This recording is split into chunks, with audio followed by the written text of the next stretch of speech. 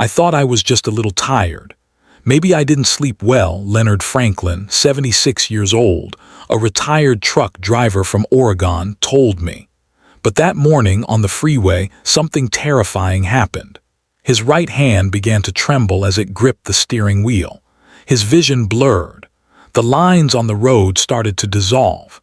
In the back seat, his 4-year-old granddaughter giggled, then screamed when the car swerved slightly. Leonard managed to pull over just in time. There was no crash, no ambulance. But in that moment, sitting in the driver's seat with sweat dripping down his temples, he realized something had to change. Not tomorrow, not next week. That morning, the mistake, it wasn't just forgetting to take his medication. It was the same mistake millions make every day. He'd skipped breakfast, drank a strong cup of black coffee on an empty stomach, then hit the road thinking everything was fine. But for someone living with type 2 diabetes, that single habit could have cost him everything. If you're over 60, if you live with diabetes or love someone who does, I want you to stay with me. Because in this video, we're going to explore 8 simple morning habits that can dramatically stabilize your blood sugar, improve your energy, protect your heart, and most importantly, prevent silent dangers like the one Leonard faced. These are not gimmicks. They're science-backed, experience-tested strategies used by real seniors who have turned their mornings into a foundation for healing and strength. So what should you really do first when you wake up? And which common habits might be quietly sabotaging your blood sugar every single day? Let's begin with the one thing Leonard changed first, the moment he put down his coffee and picked up something far more powerful. What you put into your body in the first 5 minutes of your day can shape the next 12 hours of your life. That's what Leonard told me a few weeks after he made a small but powerful change. For over 30 years, he started every morning the same way.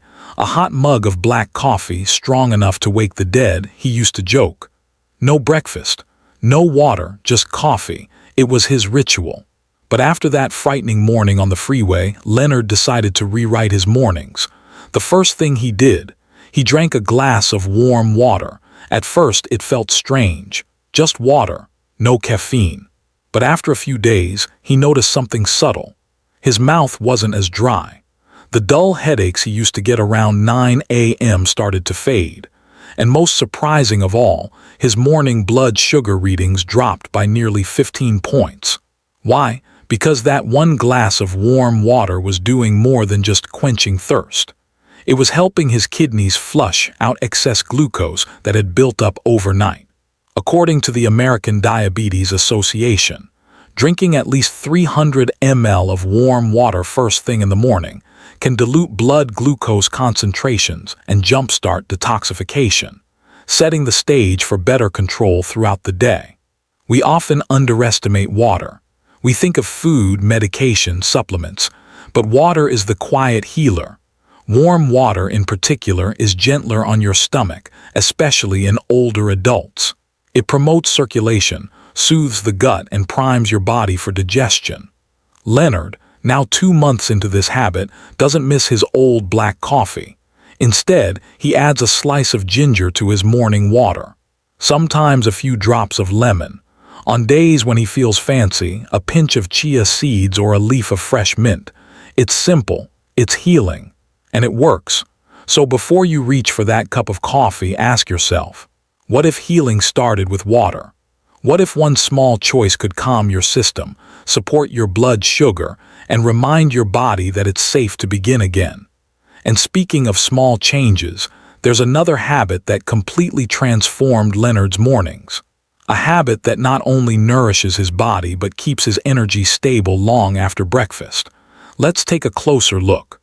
Breakfast can be your medicine, or the most invisible poison you take all day. That's how Leonard described it. After years of unknowingly setting himself up for failure before the clock even struck 8 a.m. for decades, his morning started with 2 slices of white toast smothered in strawberry jam. He thought it was a light meal, something easy on the stomach. But what he didn't realize was that this quick breakfast was flooding his bloodstream with sugar, leaving him shaky and exhausted by 11 a.m.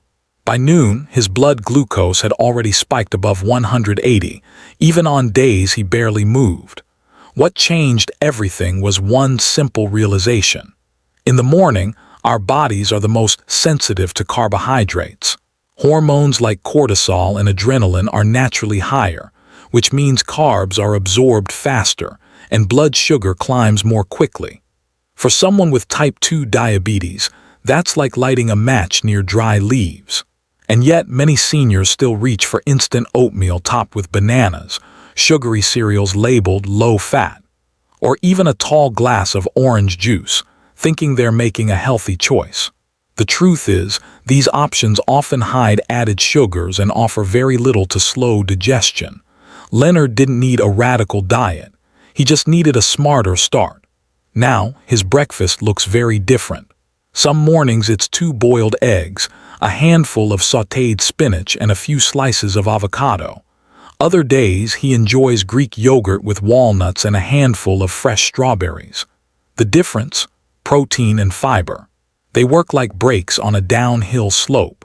They slow the absorption of glucose, keep you full longer, and help your body stay balanced well into the afternoon.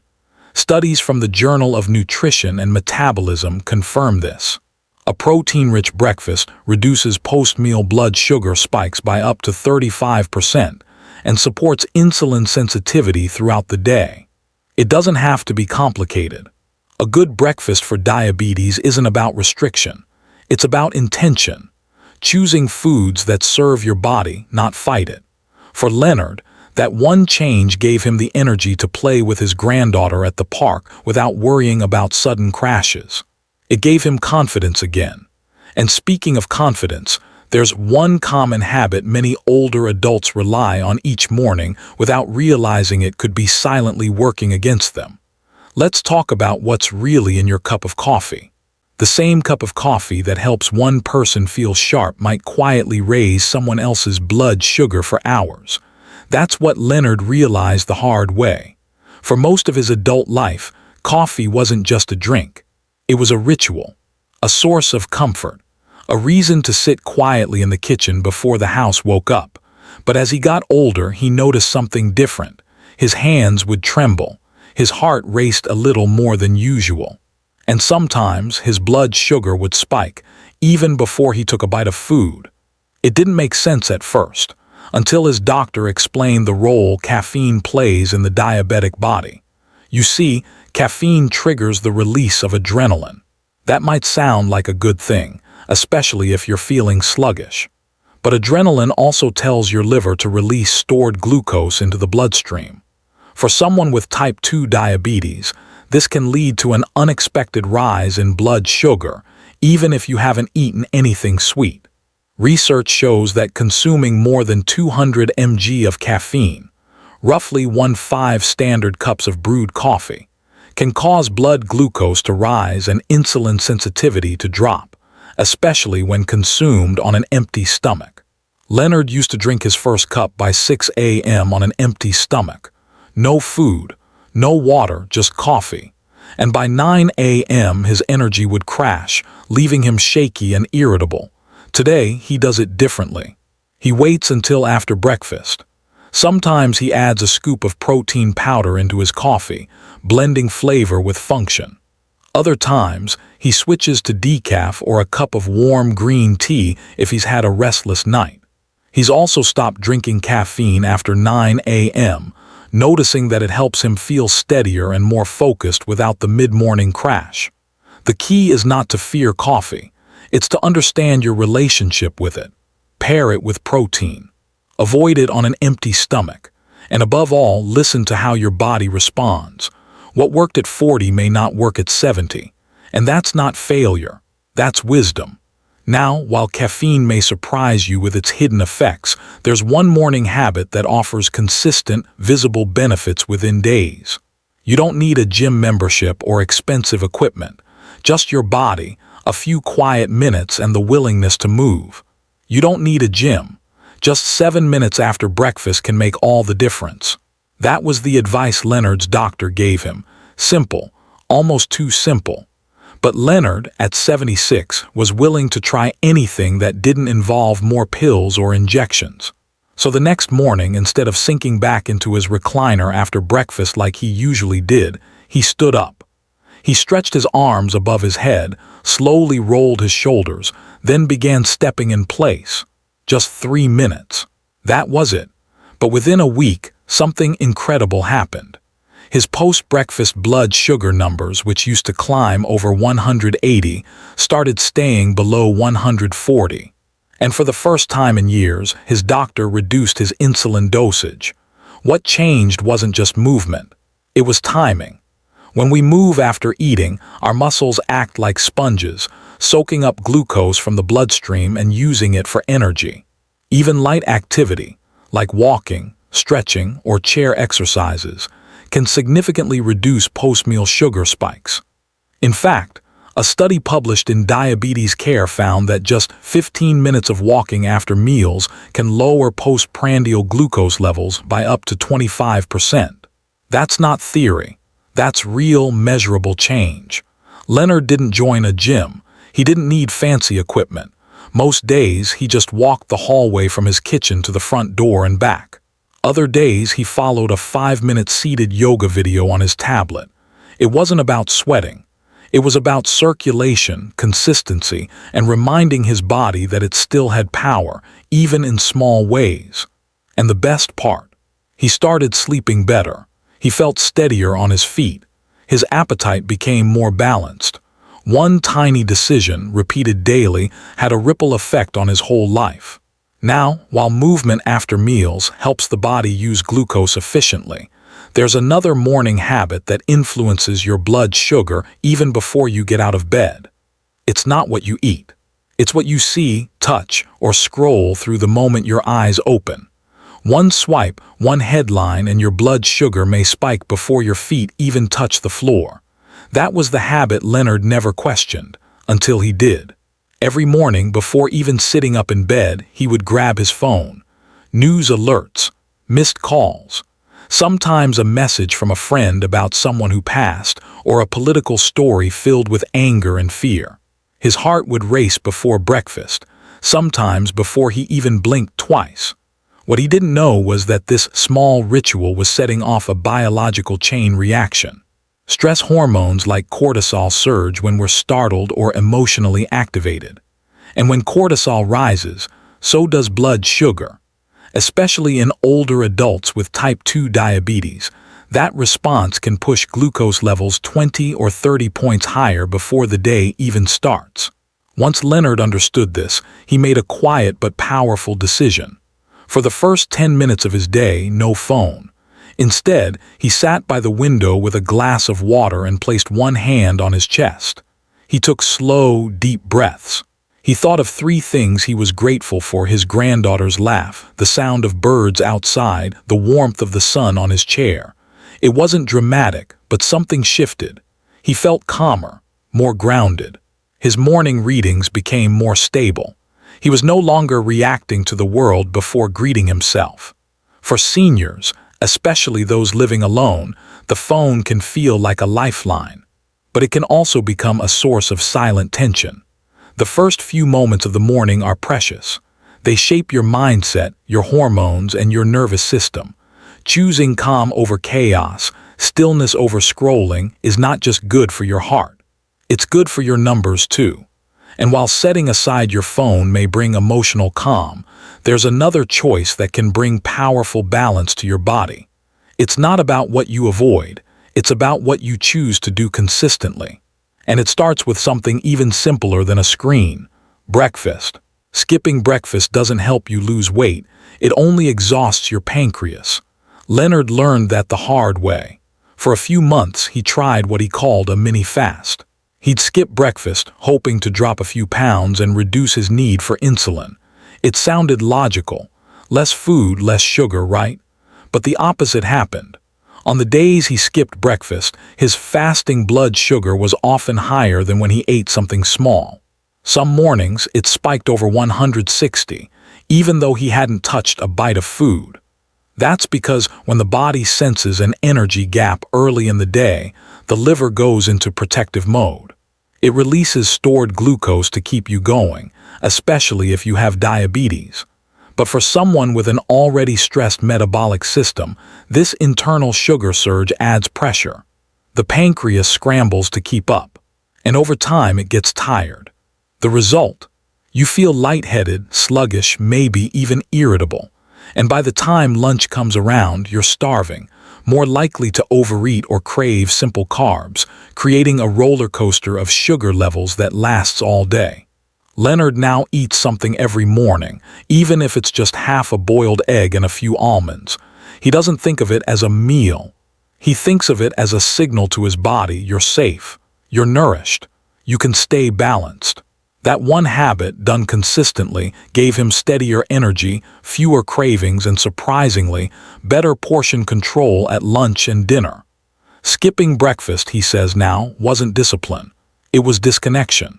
And healing began the moment he chose to reconnect. Of course, when you eat matters, but so does when you stop. And there's one evening habit that could influence your morning blood sugar even more than what's on your plate. Let's talk about what happens when you eat too close to bedtime. If you want to sleep well and wake up with stable blood sugar, it starts with what you do the night before. Leonard used to eat dinner around 8 or 8:30 every night. It was his quiet time. The day would wind down, the television would go on, and the food would come out. Sometimes it was leftovers, sometimes something quick and heavy. Then he'd sit, watch the news, and head straight to bed. But almost every morning, his fasting blood sugar was high, higher than it should have been, even when he hadn't eaten anything sweet.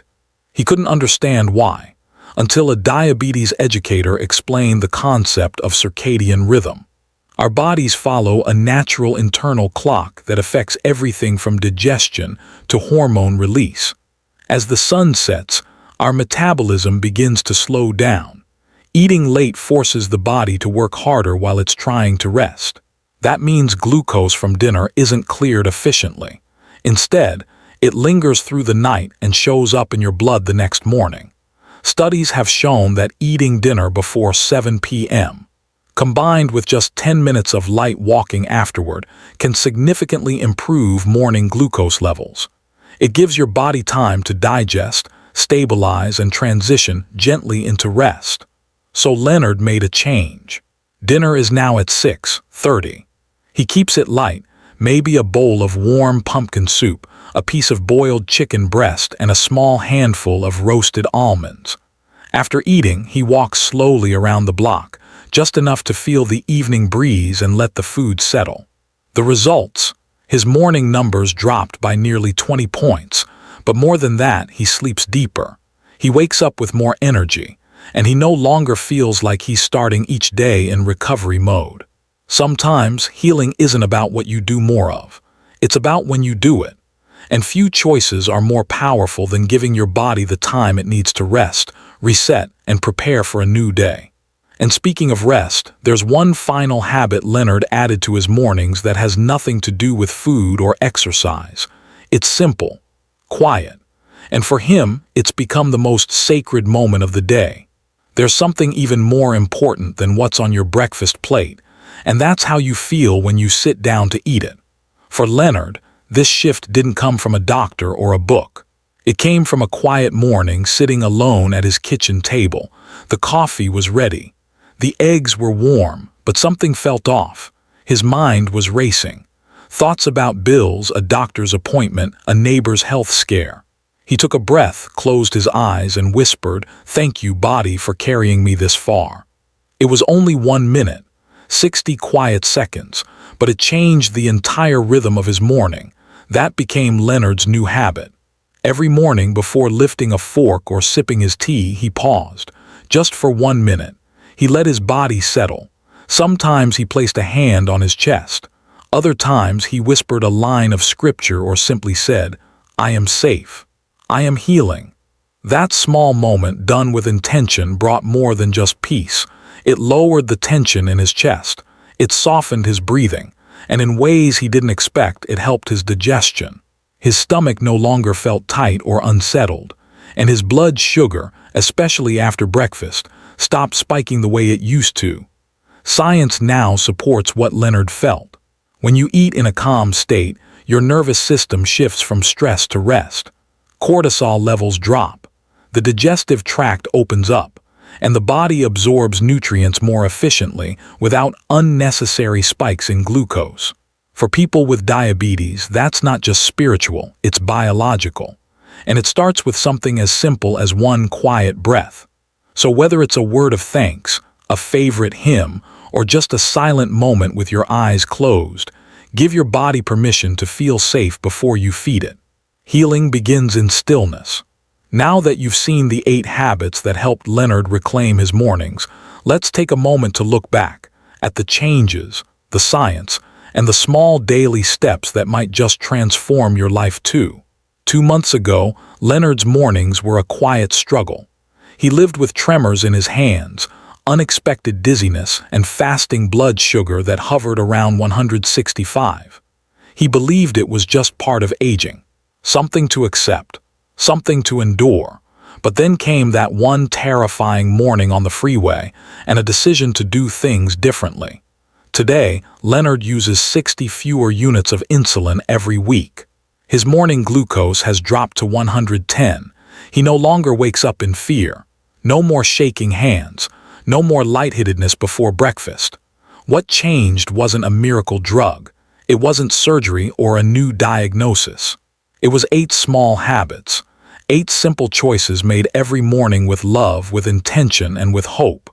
You see, every morning your eyes open is not just another day to survive. It's an invitation, an opportunity to heal, to breathe deeper, to move gently, to care for yourself in ways no one else can do for you. And if you're watching this right now, wondering if it's too late, let Leonard's story remind you it never is. Not at 76, not at 80, not at 91. Your body remembers how to find balance. You just have to meet it halfway. If someone you love is living quietly with diabetes, managing the medications, feeling the fatigue, unsure where to begin, please send them this video. It might be the nudge they need, the turning point they didn't see coming. Just like Leonard, who once nearly lost everything, and instead found a quieter, stronger version of himself waiting on the other side of a new morning. Take this with you. Every morning is not a burden, it's a doorway. And sometimes all it takes to step through is a little more care and one small change. Thank you for being here. Thank you for caring for yourself. And thank you for choosing to keep going.